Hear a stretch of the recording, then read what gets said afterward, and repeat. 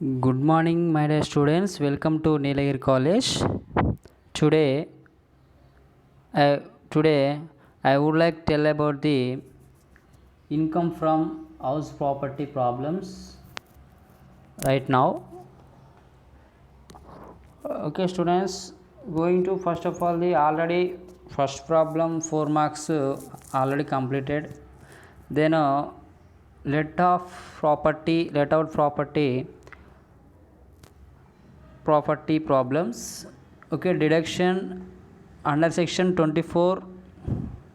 According to deduction under section 24 దాని ప్రకారము ఇందులో interest on borrowing capital, next pre construction interest, then pre construction period. Okay, this is very important question. All of you write down this note. Okay, very important question ఇది. Okay, next one, first of all, the interest on borrowed capital is nothing but where the property has been acquired, constructed, repairs and renewed or reconstructed with borrowed capital is allowed as a deduction.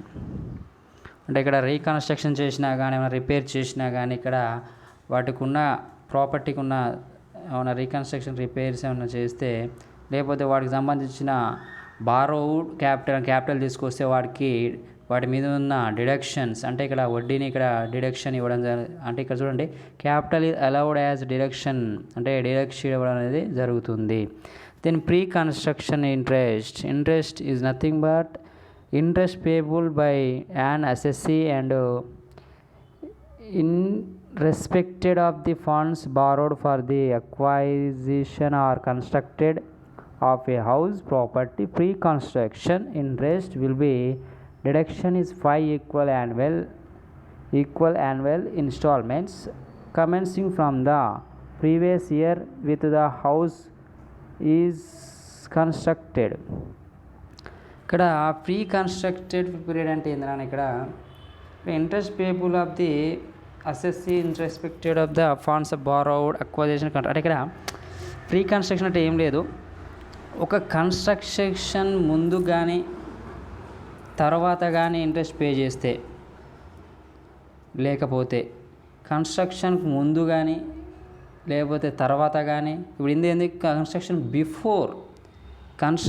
Before అనమాట. అంటే ఇక్కడ construction బిఫోర్లో వీళ్ళు capital తీసుకుంటే deduction అనేది allowed.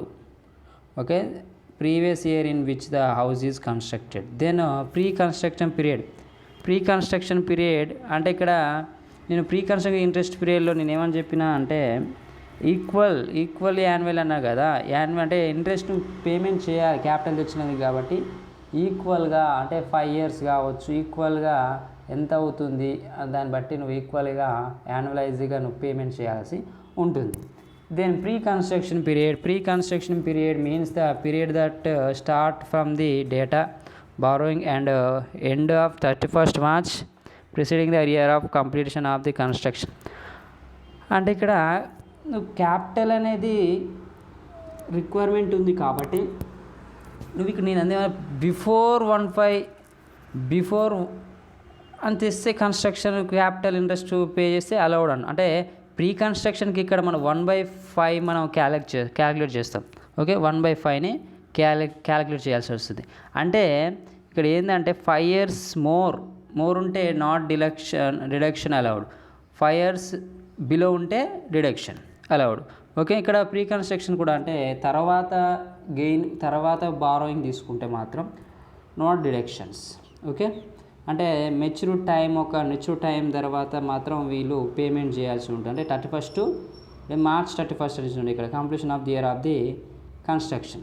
Okay, then if the pre construction period is above 5 years then amount of deduction is not available. అంటే ఇక్కడ చూడు కింద నోట్ ఇచ్చింది చూడండి, అంటే 5 years ఎక్కువ దాటితే మాత్రం not available deduction. Okay, 5 years బిలోనే ఉండాలి. Okay students, then going to problem. మనకు ఆల్రెడీ ఇక్కడ ప్రాబ్లం ఇచ్చింది చూడండి.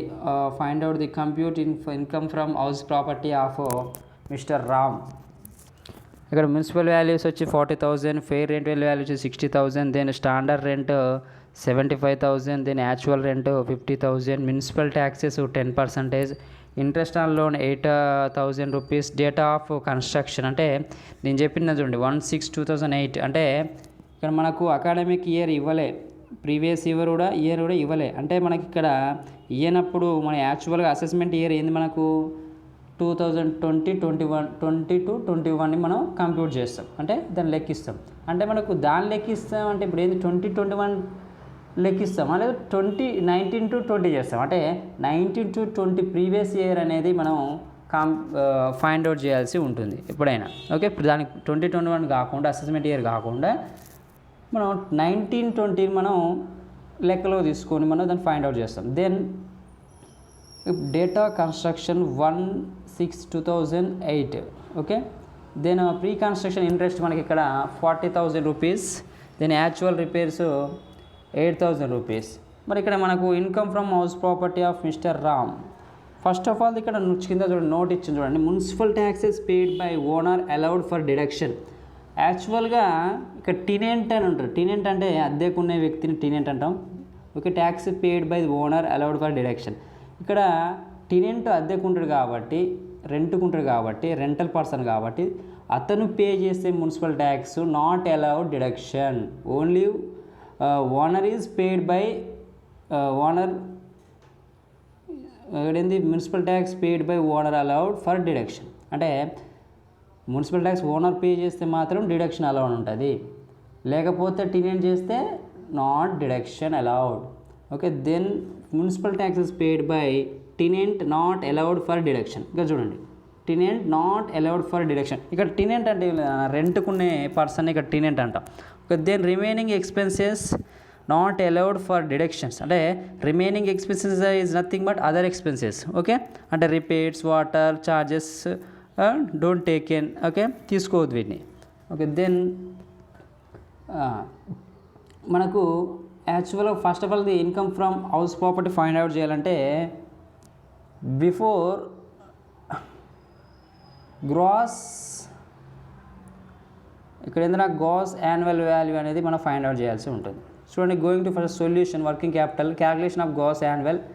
Step 1 expected rental value, municipal tax value 40,000, fair rental value 60,000 ఇచ్చింది మనకు అందులో క్వశ్చన్లో చూసుకోండి మీరు. Next which is high అంటే 60,000 రూపీస్. దెన్ స్టెప్ 2లో అడ్జస్ట్ ఎక్స్పెక్టెడ్ రెంటల్ వాల్యూ కూడా దీన్ని మనకు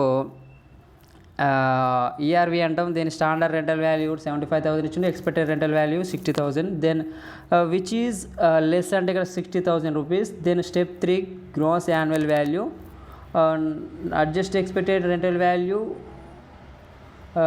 దెన్ అడ్జస్టెడ్ రెంటల్ వాల్యూ ఎంత వచ్చింది మనకి ఇక్కడ 60,000 వచ్చింది. ఇక్కడ యాక్చువల్ రెంటల్ వాల్యూ ఎంత ఇక్కడ 50,000 రూపీస్. యాక్చువల్ రెంటల్ వాల్యూ ఇక్కడ ఎంత ఇక్కడ మనకు 50,000 రూపీస్ అనేది రావడం అనేది జరిగింది, ఇంకో actual rental value. Okay students, then going to format of the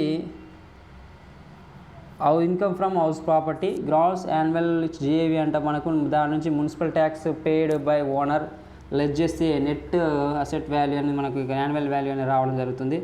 then deduction, standard deduction under section 24 30% of NAV, net asset value, annual value, net annual value.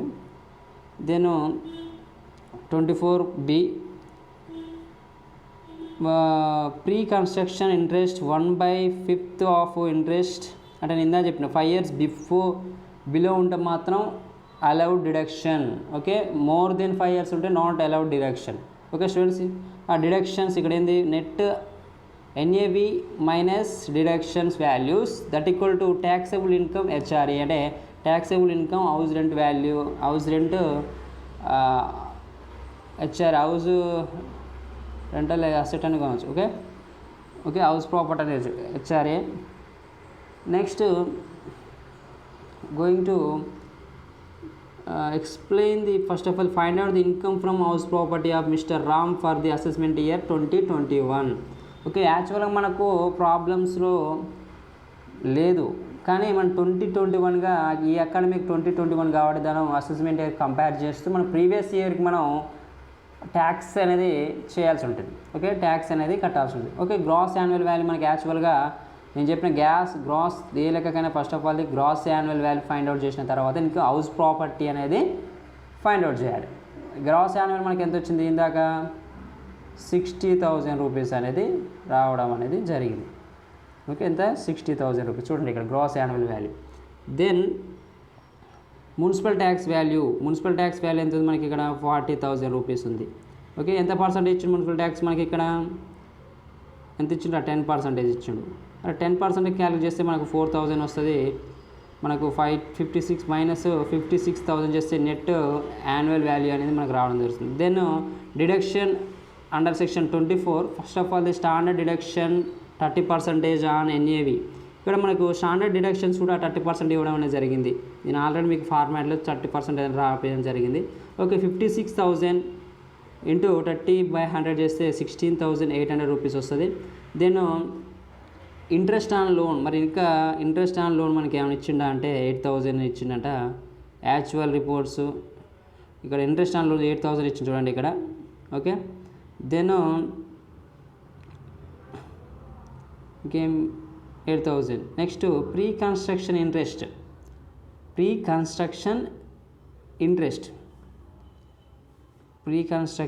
Interest ఇవ్వడం జరిగింది.